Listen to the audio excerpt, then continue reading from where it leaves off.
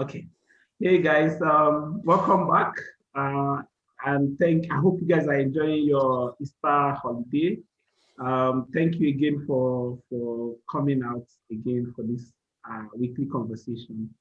Last week was really interesting. I'm sure you guys enjoyed that very thought-provoking conversation we had with Fee. This week, we have another troublemaker in the house, very renowned troublemaker. Um, I don't know why I'm even the one. I should be on the sideline, but I don't know what we have in common. Whatever it is, it's now my responsibility to lead to this conversation. That troublemaker is no other person than Nicholas Ibekwe. Nicholas is the head of investigation at Premium Times. Before then, he was deputy editor for investigation. The position he held for a few years. Before then, he was an investigative reporter for Nest newspapers. And, for those who read Nest newspapers, it was in the heat of the whole Dua presidency, and they were always getting into trouble with the government then. And the person who led the charge of every trouble they got into with the government was this very, very Nicholas as well, writing all about Dua's sickness and secret travel abroad and being moved around from hospital to hospital. So Nicholas has been making trouble for a very long time. It's not new to him. Nicholas has degrees in journalism. This is not something clearly when you look at Nicholas' educational background. It's not something he just happened into. It was clear from the kind of education he has gotten that journalism is something that is part of him. So we have Nicholas today. Nicholas, welcome to the show. We have Mondu. Everybody here, you're familiar with all of us, so welcome to the show. Guys, any word for our viewers? Maybe say Happy New Easter to them. Yeah. Well, Happy Easter to the viewers out there. I don't know how I got this thing about being a troublemaker. I'm just doing my job like everybody does. But somehow, people are not happy. I mean, something troublemakers will say. I'm just trying to end my 2K, my daily 2K. Good trouble, good trouble. But I kept getting into trouble somehow just to end my daily 2K. In fact, as a journalist, my own self never reached 2K daily. It's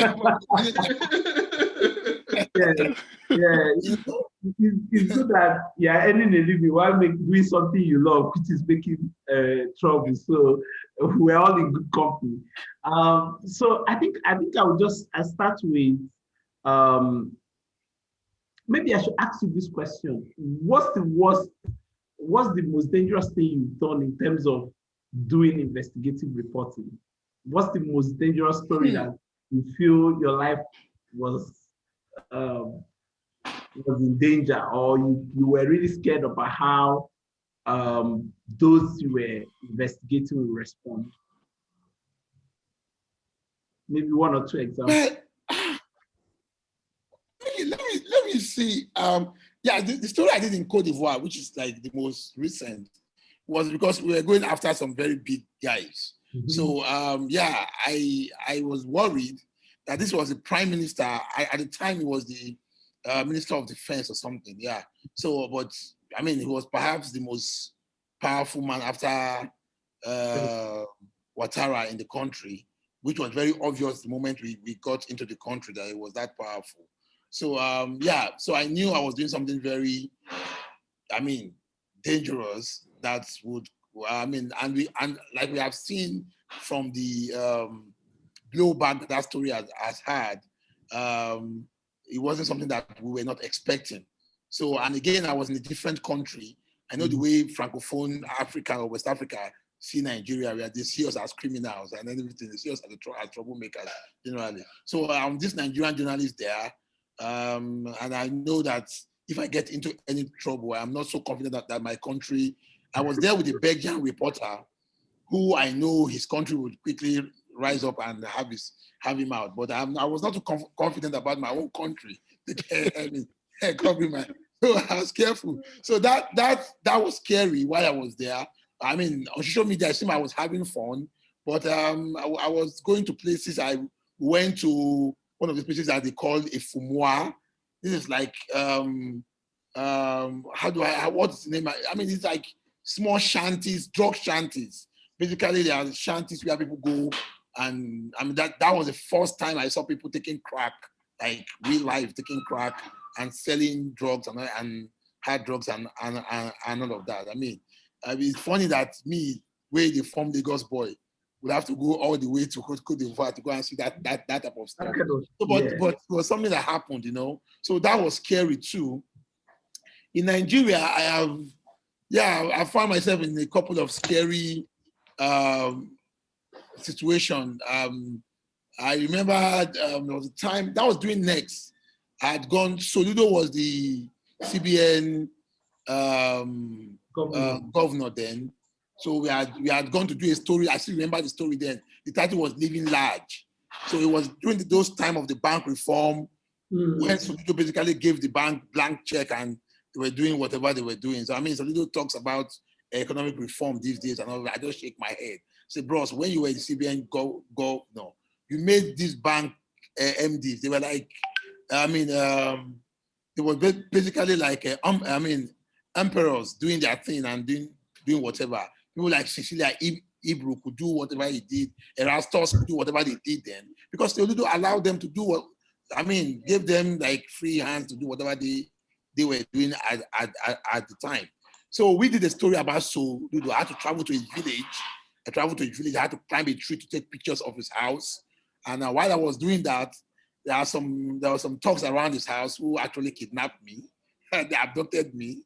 They gave me a couple of slaps, dragged me into his house, and I was kept there for a couple of hours before I showed them my ID card and everything. Soludo didn't come down, but they took my ID card to him. And then he saw that I was next, and he knew that there would be trouble. So after a while, he asked them to let me go, but not without some back slaps and all what. Well, well, it was fine. So I mean, it comes with the job. So I've done this, I've done that. So I don't like to think about the week so much. I like to think about this adrenaline that pumps into my body when I see a very strong story. So the risk doesn't come up. After I've done it, like, come on, boy, did you actually do all of those things? You don't like yourself, but yeah, the story has to be done anyway. So I think that's the nature of troublemakers. It's just the adrenaline that keeps them going. It's not about the risk and all of that. It's just let's make more trouble. Every time there's an opportunity to make trouble presents itself, you are excited and you want to run there. I have this journalist friend remember when Nnamdi Kanu and Nigerian soldiers were running around Umahi and all the rest of them. So there was he had gotten a tip that the army was going to storm Nnamdi Kanu's family home and try to arrest him. And there was clear threat that he would get violent. And this journalist friend of mine was packing bag and saying he needs to be there. He wants to witness it. I'm like, you are the one saying this thing is going to turn violent, and you are the one packing bag to run down there. Like, don't you like yourself? You're like, no, I don't want to. No, I want that I will climb a tree and take pictures. I'm like, wow, a stray bullet hits you there, is your dead body. But I get how when that opportunity for a story comes, all you think about is that story. You don't think about all of the risks and dangers that come with venturing into enemy territory. I was curious about when you were talking about your fight in Côte d'Ivoire. Do you speak French? No, I don't speak French. I'm just learning French, right? I'm just learning French on Duolingo right now. Okay. Yeah, because of there's a follow-up story on the story we did in Côte d'Ivoire. I had to travel to Cotonou, and I used a fixer, and I wasn't happy with the reporting because I was the story in Côte d'Ivoire because the other guy, the Belgian guy, speaks good French, and we understood the story because we were partner, we shared byline, and we did the story together. So it was easy for us.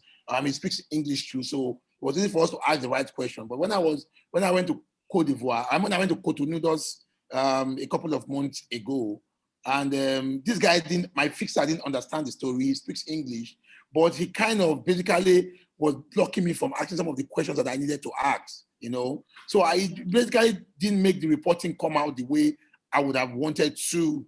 I wanted it to come out if I had language competence in French. I mean, I've had competence in French. So I got back and I was very angry. So I said, started learning French in Duolingo. Though I'm tired of them now. I've not done for a week now, and they've sent me, oh no, Duolingo was what we call change. You know, those, if you remember change, they keep inviting you with all sorts of messages and everything. I just, for now, but I'll get back after the Easter break. I'll get back to the program, so that's fine. So my friends will eventually get to ask questions, but I have a couple of lead questions I need to get out of the way and can get into having conversation. So the other question I wanted to ask you is this: when you write your investigative stories, don't you worry about the life of those you endanger inadvertently, you know, unknowingly endangering some people's lives by publishing your story? Is that not something you worry about? Are you just only focused? It's always a present concern. I mean, when you do story, but because we handle our story professionally, you know, we try to, when we see that somebody could get into risks. Like, for instance, I tell people that I am not a novelist. I don't write fiction. So, and I don't manufacture stories. My sources are everything to me. Without those sources, I will not get these stories done. I mean, I can think of story ideas and I can go to report them, but if nobody speaks to me, then how am I going to write the story if nobody tells me things? So it's very important to every journalist, every professional journalist who understand the ethics of the profession, that they have to critically protect their sources. So yeah, I'm concerned that this happens sometimes. It's a present concern, but yeah, I try to protect my source. I try not to reveal them unnecessarily and all of that. So this is something that is we have a way we take care of that. So I've not had any case where a source had gotten into trouble from the story. That I can't remember having any of such cases in the past, because it's top out there. One of the first things I have to check to make sure that my sources are protected and nobody knows anything about what they have said. What's your beef with Lagos State government? I don't have a beef with Lagos State government. I'm just a reporter. I have zero beef with Lagos State government. But now, the way I'm saying it also shows that I have beef already. But the issue is this. I mean, I'm going to be moving around. Sorry, I need to hand. Sorry. Just hold on for a moment. You can turn off the video. You can turn off the video for a bit. Okay, good. So my phone is ringing. A friend is coming over, so I had to hand over the phone to my wife to talk to him. Okay. So what's your beef with the government? What is no, it? I don't have a beef. Yeah, so good. Let's talk. Okay, let's go with it. My brief with the government is that this is a government that has been in power for 20 odd years in the States. And this government has not been able to solve any major problem. I put it to people who support Lagos State government to tell me one major problem of a modern city like Lagos, or of a mega city. Lagos is a collection of slums anyway. Let's not even go there. But of a mega city like Lagos, 21 million people, like you say, and we have not been able to solve one problem. Is it the problem of traffic? 90% of Lagosians don't have potable water in their houses. Is it the problem of just name it? There's good roads and all of that. I've never been able to handle the thugs that are everywhere. You can't even, you bring out a camera to shoot anything in Lagos now, thugs are going to store around you. So I look at this government with so much potential, with so much money, and the people who run this government come from that stock of pro-democracy activists who fought the military government at the time, who was in battle with the military government. Most of these things that we have in this were the things that they preach against. They were people from the Nadeco stock and everything, and they call themselves progressive. And honestly, I don't think Lagos State government has run its affair like a progressive government would run its affair. A government that relies on talks to rig elections. A government that, that basically runs it's like a secret court. I've seen opaque governments. But the one in Lagos is basically a dark room. You don't know anything happening there. They are not transparent. And so every time I'm frustrated, and I see that the godfather of Lagos politics, Bola Tinubu, wants to run for president. Are we going to carry out, I didn't lay, the proper example for how to run Nigeria as a country with the way he has run, with the way he has overseen the affair of Lagos State government. Because to be honest with you, he is the de facto governor for the past 20 odd years. I said we want to deceive ourselves. He's the de facto governor for 20 odd years. So this is the fact.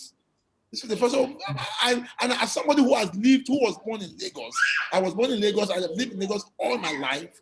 I'm frustrated, but I've seen other cities with not even as half the potential as Lagos State has, and they've been able to do good things for the people of the residents of that city, but of those cities. But look at Lagos. It's frustrating. Every day I get frustrated, because I'm a Lagosian. I was born here. It's crazy. So I'm tired when people say, "Oh, you have beef." I don't have beef, but because run the state properly. You've been in power for 20 plus years. Run it properly. You could have at least solved one problem. Lagos is surrounded by water. They call it the state of aquatic splendor, and we don't have water. We don't have pipe on water. You can solve that at least. You solve this crony democracy where you give people, your friends and family are giving contracts.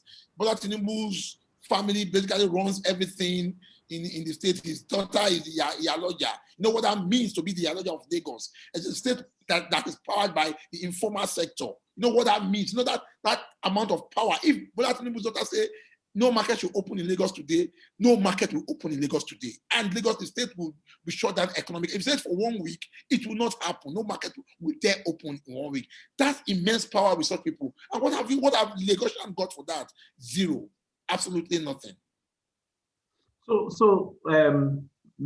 I totally feel your anger as someone who used to live in Lagos. I literally woke up every day, went to work, but prayed to God that God get me out of this place, because I felt like I was living in real hell, So I totally feel your frustration, and I was just playing devil's advocate by asking you what your beef is with Lagos. It's not this thing. It's just I wanted you to be able to speak openly the way you have done.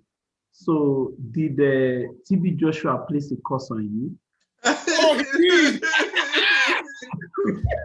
he did. He did. I don't appreciate it. Somebody said I would have cancer. Every day I keep taking myself that I will have cancer. Well, I don't have cancer yet. One of his members, they placed a curse on me, but I'm happy that I'm still here. I'm still breathing. No, not a day. But the story has to be done. I tell people that stories have, when the story needs to be done, the story needs to be done. It doesn't, I don't care if it is anybody. If Jesus Christ was alive today and he did something that I need to write a story about, I will write the story about him. I'm sorry. He's the Messiah, but I have to do my story. So TB Joshua is a demigod to many people. He's perhaps the most, if not, the most, perhaps the second, let's say top 3 most influential preacher in the continent. It's huge. In Southern Africa, it's very huge. But when what happened in his at his church happened, the story had to be told. All those tales by moonlight about aircraft flying and vibration pulling down houses. You can tell that to the birds. You can't. The story had. I have to tell the story. The fact was that he built a building without approval that is structurally defective, and the building collapsed and killed, over 116 people. That is the truth. Well, he can say whatever he wants to say. He can say it whatever he wants to call it. But the truth is that he built a structurally defective building, which somewhere else, the guy should be cooling off in jail today. But this is the country we have found ourselves, where some people are above the law, like what we have seen. TB Joshua had not been charged to court. Rather, Lagos State government was so funny. They decided to, you know what they do? They charge the entity, the church itself, without charging a physical person. So you can't send the church to jail. The worst you can do is find the church. But they don't even find them. Yeah. So, but in cases where we have hundreds of lives perished, I think somebody has to take responsibility. So, but what we are seeing here is we saw the contractors being put together and everything, and all sorts of lies told. So Chief Joshua went ahead and on his social media I bought a T-shirt in 2011 when I was in Germany. I went to Hamburg, and Hamburg in Germany, they had the local football club is St. Pauli. Now, St. Pauli, the logo of St. Pauli is a skull and crossbone. So I just want to feel like, okay, I was there. So I bought the skull and crossbone T-shirt. Of course, there's a little bit of rebel in me, knowing that Nigerians, when we say, hey, secret court. But so I found out, okay, let me just go in and make these people angry a little. So I took some pictures with it. That was the picture they went and picked. I said I was a secret court member. I was leading a gang of cultists who was coming to attack church members and all of that. All sort of lie.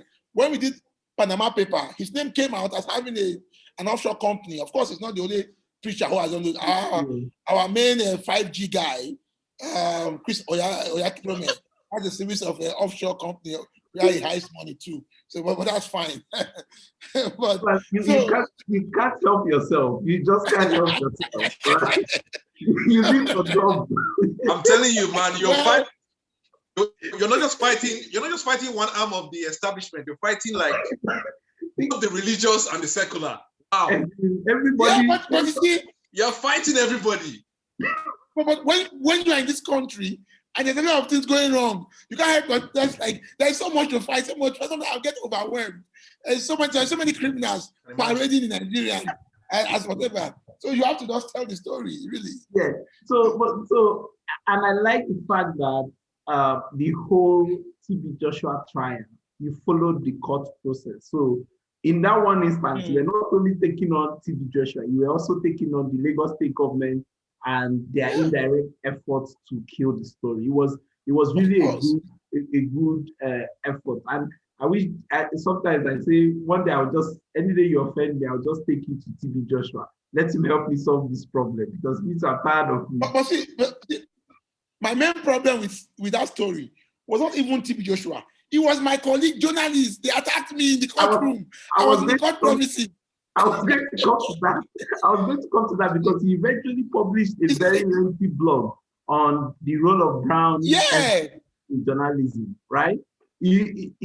So again, like I just said, you are fighting everybody on your part who you think is the problem. So you are taking on the establishment, you're taking on the religious leaders, you're also taking on your colleagues and their brown envelope attitude to journalism. So tell us, what is it about how much of a problem is brown envelope to Nigerian journalism? The reason the Nigerian media is messed up is brown envelope. Let's not even take it anywhere. The reason Nigerian media is messed up the way it is right now is brown envelope. And see, let's even stop there. There are brown envelopes where you go and you queue up. That is even very disgusting, You go and queue up and they pay them 10,000 naira after a press conference. That is like the dredge of the whole brown envelope thing. But what about the ones that the orgas collects? The senior editors. We were talking just last week with some of my colleagues. I was talking about a senior editor who drives a G-Wagon and has a house in Banana Island. And so how much is his salary? We have shopping malls in Lagos owned by editors who come on TV and write all sort of stuff against against against the government. But they do all they do. I mean, because so let's go back to brand envelope. Is that bad? Is that bad because it affects the quality of stories, and it goes further down because what they do is this: media owners don't pay journalists in Nigeria. I mean, Nigeria is a low, wage country. Wage country, yes. But journalism is worst. And it's perhaps the most, it's worse the kind of pay. People go for months without getting any pay, and we have a famous Nigerian publisher who was owing several months and had told his people that, what are you asking for? You have your ID card. Go in and use it to make money. That is your ticket, that's your meal ticket. So the journalist ID, the press ID card has been seen as a money-making venture, and you see that everything is paid for. Stories, the other day, somebody in a well-known government establishment, somebody who was representing that establishment, I did a story, and they told me, Nicholas, we are ready to give you a blank check. This is this year. I'm not talking about 5 years ago, this year. And we are ready to give you a blank check for you to drop your story. Somebody who was speaking on behalf of an agency that fights corruption in this country. I did a story and they were offering me a blank check. When I said no, he said, bros, people don't build house for something like this. So imagine if I was not principled. Yeah. And I said that, guy, this is my rent house. How are they stay? This is an opportunity for me. They were asking me to name how much I want to collect. And they were going to pay me. They were that serious. They were going to pay me, But I just told them that it's not possible. This story had to go.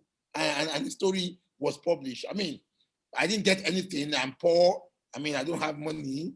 I'm here. But what I also tell journalists again is that some of us have been able to resist brand envelope, not because we rely solely on our salary.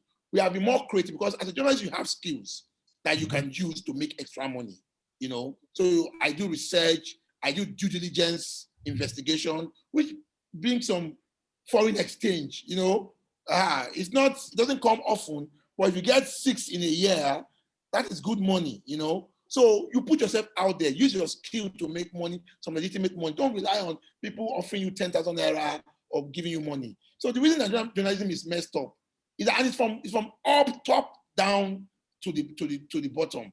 I have been to an office, a major office in Nigeria, of a Nigerian publisher has an office. His business has an office in a government agency. He has somebody that wake up in the morning to go and work there, doing PR for a government agency. Now tell me, how are you going? Because of watchdog, we are supposed to keep a watch on these people. So how are you going to? And this is an agency. In fact, it's the MPA. Let me not. I'm tired. I beg. It's the MPA. Nigerian Ports Authority. Let's say it. Somebody has an office. The media owner has an office in there. So this is an agency that is critical to the economy. And this is an agency that a lot of money passes through. If you see something, how are you going to publish it? If you have an office, you have gave you an office, you have a staff doing PR for the MPA. How are you going to do that? And you come out and every weekend you write column and rhapsodize about Nigeria and all sorts of rubbish. So we see these things, and they've told me. The former CPS of Ambode, there was a time when he was appointed CPS recently. When he was appointed CPS then, I went to his office and he was offering me money. I said, no, I wasn't going to. Sir, I know your time. It's when you are old. When you are old and poor, you'll not be running and begging us for money. By then, it will be too late. I said, sir, I didn't pray. God will not allow me to come and beg you when I'm poor and old. Funny enough, I saw him again after he left, and he wanted to plant this funny story about this Ambode and Lagos State government fight. He brought the document, and there was nothing. He was saying, I said, when I went to his office, he said, come on. I said, no, don't give me money. Let me look at this document you have given me. If it is worth writing the story, I'll write the story. But keep your money. But meanwhile, do you remember that when you were at the CPS, I came to your office, and you were telling me that when I'm poor, I'm going to beg you. Today, you're not in government anymore. Today, you're offering money. I'm saying no. So that's how many years ago till now, I'm still saying no. and I won't be poor to ask you for money. Keep your money. Eventually, the story he gave us, the document was not complete. So I told him that I'm not going to write it. I'm not going to write the story if I don't have evidence. I don't want to put my paper into a libel case and all of that. Well, they gave the story to our reporter who just slammed it, and then that was it. That's fine. You so just yeah, every part of you just oozes trouble. But if I say it, at one point you see yourself. You were trying to control yourself. I beg, let me say it as it is. Nobody will die. Let's just say this thing now, babe. Let us know where we are. So, I mean, people do this because we are not just making this thing up. There's a lot of corruption in the media. If you think the police is corrupt, try the Nigerian media. I'm serious. Try the Nigerian media. It's a I have one more question, and then I'm sure my colleagues are itching to jump in. I have one more question. It's related to Next newspaper, and maybe two prongs. One part is you were part of the team that sort of showed Nigeria what was actually going on behind the scene with respect to the Yar'Adua presidency, and of course it came after you guys, fully to the point of ensuring that the newspaper went on the ground. And I think that was your first instinct with a major newspaper in Nigeria, right? And but that's my first journalism job, actually. Aside journalism with Next, I was a rookie reporter from Next. So journalism didn't turn you came into it with the whole troublemaking. Yeah, I was already making trouble. I'm punching people's teeth. I'm breaking mouths outside. I just converted it into journalism. So you only brought the fight. Somebody said I would have been a good Lagos Agbero if I was not a journalist. Maybe. Well, so the reason I think of that is that so there's a track record, this history of you, your whole journalism career taking on the powerful people. And you did a very important story about the Lekki shooting last October, finding the very community that witnessed all of that. And there was an immediate response from the Lagos State government, not really to your story, but to the witnesses that you had interviewed. And remember I started off saying, how do we balance sort of people who are at the receiving end of this important stories? It was a very important story, but Lagos State government responded immediately by demolishing that community. These are some of the risks that come with the job. Did you see that coming? Did you see? Well, I saw that coming. First thing first. Yeah. First thing first. Let me just go back to. I'll come back to Lagos State and their reaction to that community. But let me talk about Next first. Without Next, maybe even if I was a journalist, maybe I'll be collecting brand envelope, because what I understood is that most people who collect brand envelope don't really know the ethical implication of collecting brand. I've spoken to colleagues who collect it, and when you try to explain to them the implication of collecting brand envelope, they don't understand, because they grow up into a culture where it has been normalized. So those of us who don't collect brand envelope, we are seen as the odd ones out there. So most of these people you see collect it because they think it's the normal thing, it's the right thing for them to do. So that is why they collect the brand envelope, because they think it's the right thing for them to do. So for those of us, so Next was able to mold.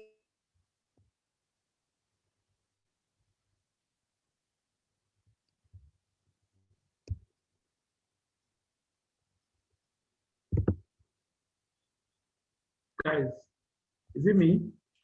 It's not. I think we have. Nicholas, are you there?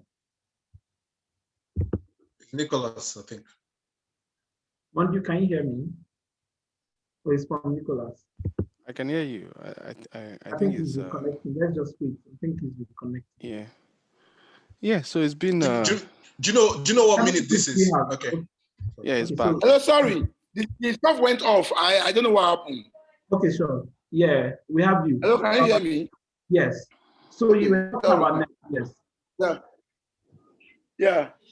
So I was saying that basically Next helped to mold me. Next helped to form who I am as a journalist today. And if I had not worked there, if I had not, I'm sorry, I have some very mad people disturbing me here. I'm sorry. Some of my friends just walked into my house and they all seemed drunk. Anyway, let them just stay there. Anyway, so if I had not worked at Next, maybe like I said, I'll be accepting brand envelope and all of that. But Next has helped to basically form my character as a journalist, because Dele, I mean, he's not a perfect person. Nobody is perfect. Nobody is perfect. But what he has done was that he was able to like hold us and told us we had 3 weeks training. Everybody there at Next. They basically retrained us and made it very important, made it very compulsory that as a journalist, it was a no-go area for you. Zero tolerance for brand envelope, zero tolerance for plagiarism. It was hammered into our head every day. And that culture also helped. The pay was good. I mean, some months ago, we were doing some calculation. We converted our pay then at Next to dollars, and we converted what we are earning now to dollar. And you find out we are, as a rookie reporter, I earn more than I'm earning now as an editor because of the value of the Naira. If you look at the Naira, it's much more, but the value, what I was earning 12 years ago, if you convert it into dollars, and basically I'm earning less than I'm earning then, So, but the pay was good, and we had no reason not to collect brand envelope from anybody. People thought we were mad. So that is with Next. So I thank Dele Olejede for making me who I am today. I thank Uncle Dapsy, who was my test editor, who basically taught me everything I know, for making me who I am today. So that is that about that. But with the Lagos State people, now back to that one. When I did the Lekki story, immediately we got there, we told the residents that, do you understand the implication of what is going to happen? That that Lagos State government is going to come after you once the story is out. And they were up for it because they were angry. They weren't happy about what has happened. So they were ready. They were actually ready to, they didn't care at the point. We made them understood what the issue was. And they understood what the problem was, because they saw everything and they knew. And we also, I won't go into details, but we provided a lot of support for many of them there. Even before their shanties was pulled down, we had provided, I remember from my pocket, most of them who were shot, I paid out from my pocket, paid their hospital, bought them drug, paid for some hospital bill, bought them food. And even for several weeks, we were doing all of these things just to make sure that some of them are well taken care of. So that was what happened. Really. So they knew what was coming. They understood and they knew what was coming. Mondiu, I'm sure you have a long list. Hello? I think Bane should go first. Okay, Bane, yeah, sure. Yeah. To be honest, I think you've asked a lot of the questions. Exactly. That was on. You really covered a lot of the bases. If I'm going to be honest with you, I just have 2 questions that I was going to follow up on. One is, it's more personal, to be honest. Almost everything that we're still talking about today is personal. But my first question is, how was, because I've read about your childhood, from all the information I can glean from the internet. And can I ask that, how your childhood, your growing up, how do you think it impacted on who you are today? Do you think it did? How did it? And then that's my first question. I think it did a lot. Okay. I was going to say, that was my first question. And then my second question was, all over the world, I don't know what the answer is going to be to this. All over the world, especially in the West, there's a talk of Journalism is under threat because of social media. Is the rise of what is called the citizen journalist, right? In Nigerian context, seeing how so it's organized and how the effect of the brown envelope. How do you see that? How has that played out in Nigeria in terms of, has the citizen journalist displaced the real journalist, in your opinion? So those are two questions. One, how did your childhood, if it did, affect the kind of person, the truth-seeking person you are today? And two, do you think that citizen journalism impacts Nigeria? My childhood, I was born in Morocco. Morocco is just down the road. It's where we have what's it called? It's close to. I lived in 1004, so yeah. Oh, okay, so you know Morocco now. I know Morocco. It's the slumest of the slums, So yeah. I was born there. My dad was a civil servant, and we had 11 of us running around in a couple of rooms and all of that. So it wasn't pretty. I mean, I would say that to you. It wasn't pretty. My formative year wasn't that fine. I mean, living in a slum like Morocco, where you have flood, water coming into your room during the rainy season. I mean, Morocco was waterlogged, basically, where you have... It was reclaimed land, wasn't it? Huh? It was reclaimed land, wasn't it? Yeah, it was reclaimed land. So basically, I understood what poverty was quickly. I mean, from when I was born. So when Morocco was demolished, we moved to Badagry. That was how I became a Badagry boy, kind of. So we moved to Badagry and all of that. So this thing that journalism helps to fight the wrong in society, because I had been a victim. I've been at that end too. I've seen how government neglect could jeopardize the life of people. How government neglect could make people, could impoverish people, and of course, I was in primary 6 when Morocco, I was about maybe primary 5, primary 6 when Morocco was demolished. We saw people die on the street. We saw people who had nowhere to go. We saw families' lives totally devastated. People who didn't recover from it. People who died and all of that. So growing up, when I see that even up to now, 30 plus years after Morocco ended, we still see that places like Otodo Gbame is still happening. Places like that Shanti. By this same Lagos state government, it's still happening, and the same playbook that they use for Morocco, they are still using. So you begin to understand that there has to be.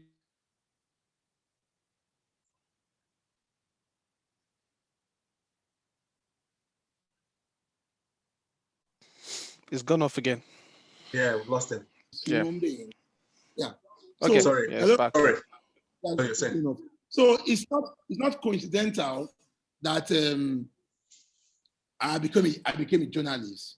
It's something that I've always, not always wanted to do, but this fight for the right of people, this kind of activism in my blood has always been there and everything. So it was just easy for me to transcend into journalism, and I got into journalism, and it just clicked.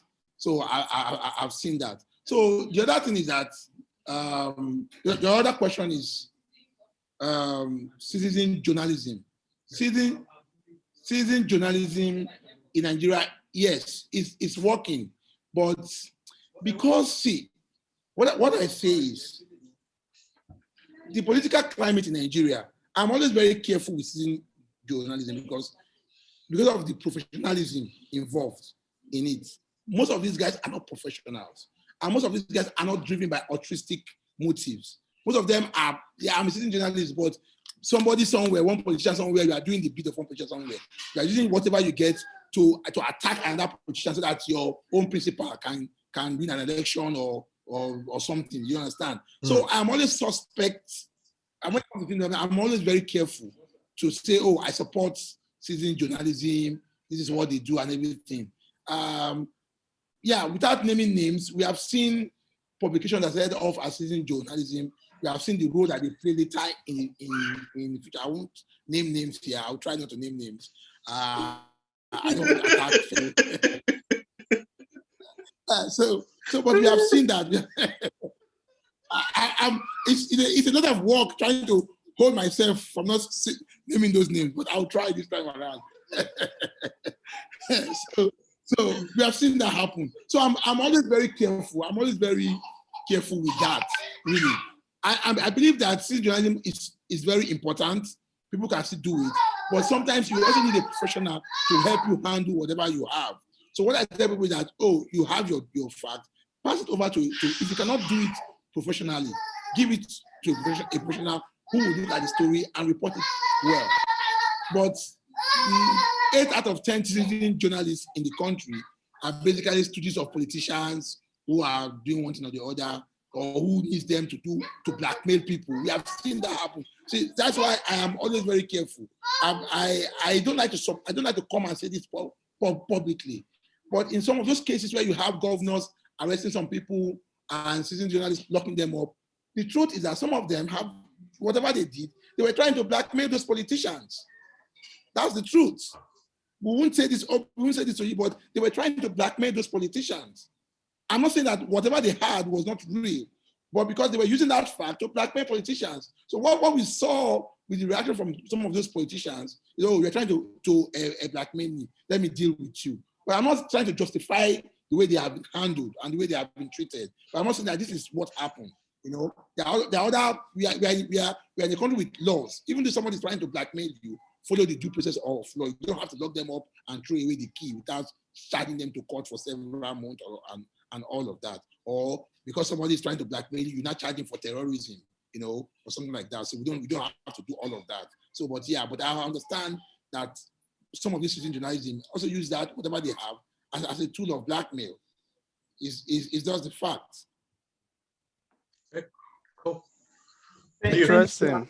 It's interesting that you made that point, and I'll let Mondu go next if you have questions. I know we to be honest, yeah. How many more minutes do we have, Stanley? I have like 5 minutes. Like 5 minutes. So I think you guys have done a fantastic job just covering off everything you've talked about. His childhood, education, is touched on, because I was going to ask him about his Morocco experience. He's touched on it.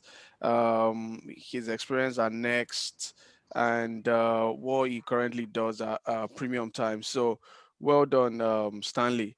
So if I were to ask you, I know how you feel about the current state of politics in Nigeria, and I know how you feel about a lot of our politicians, right? So if you have to pick from the current pool of politicians we have to vote for one of them to become president, who will you pick? You can't not pick anyone. You have to pick somebody.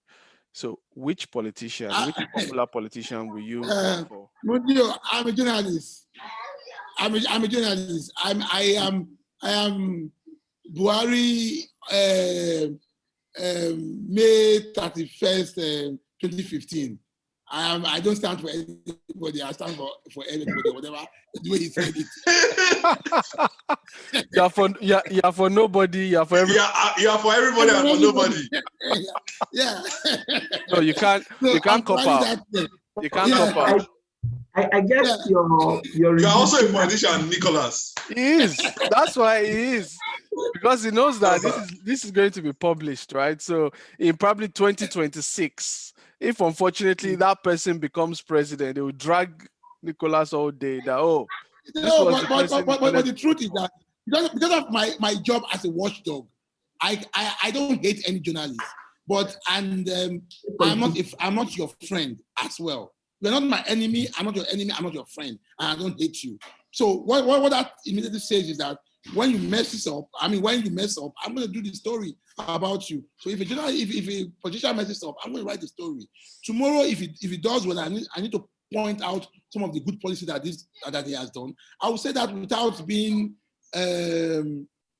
obsequious about it, without being slavish about it. Okay. Yeah. I have another one for you. I know you've talked a lot about Lagos State government. You've done multiple analysis on the contrast between other state governments, what they are doing, and also which which state government do you think is the most transparent right now in terms of policy and the actions they are taking to make the lives of the people better, based on what you've seen so far? I've heard so much about Kaduna states, really, about what they are doing. But I mean, the governor is not my best person in the world, because I'm not impressed with the way his kids and some of the language he too has used on social media to describe people. I mean, that's the truth. But I've heard good things about him. I've heard about how transparent the government is. I must say that I have not personally checked myself, I'm based in Lagos, and that's not an excuse that I cannot talk about what other governments, and I don't know what other governments are doing elsewhere. But I'm based in Lagos, and I kind of have this emotional attachment to Lagos, and I'm not in Lagos. Is down below there. You have to, when you do the list, Lagos will be at the bottom. You don't put Lagos at the bottom. You have to dig a pit and put Lagos under. So Lagos is basically in the dark. They are not transparent at all. But I've heard good things about Kaduna State, and without prejudice about the governor's personal feelings or whatever he does. But I've heard good things about transparency and openness in Kaduna and some other states too. And I hope that it goes. But generally, the Nigerian governors are nothing to write home about, really. Last question for you. What advice would you give any young mind trying to be a journalist in Nigeria? Anyone aspiring to go into journalism in Nigeria? If you want to be poor, don't be. If you want to be rich, don't become a journalist. You can never be rich. You can never. If you want to be rich, just find something. Go and learn coding or something, and join and write a fintech something and become a billionaire in 2 years. So so don't become. But what I would tell you if you want to become a journalist is that you have to. I mean, first know that where you stand, that you are with the people. You have to tell. You are here to tell the truth and to speak truth to power. You have to be courageous. First thing, you have to be very professional. Your courage does not mean that you cannot go anyhow. Be professional about it. Be courageous. Don't take side. Be impartial. I know as human beings, we all have our biases, but don't let your biases show in your work. Be courageous. Speak truth to power at what time. And know that whatever you are doing it for the benefit of the common people, of the everyday citizen of the country. That's what you're doing. And seeing the life of people transform for the better should be your profit, really. It should be that gain, not money and not anything. For me, seeing my story have impact in the society gives me a whole lot of joy than even when I win awards or when I get my salary. I mean, yeah. Fair enough. That's it for me.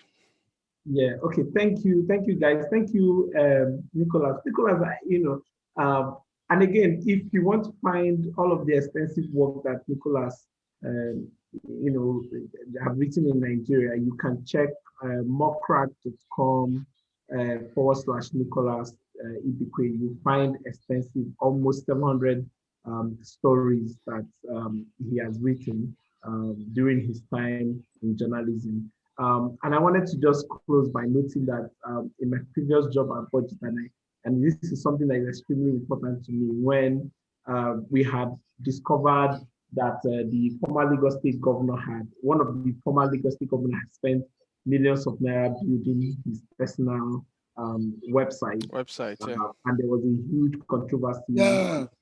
Around that. That's Fashola. Yes, that's Fashola.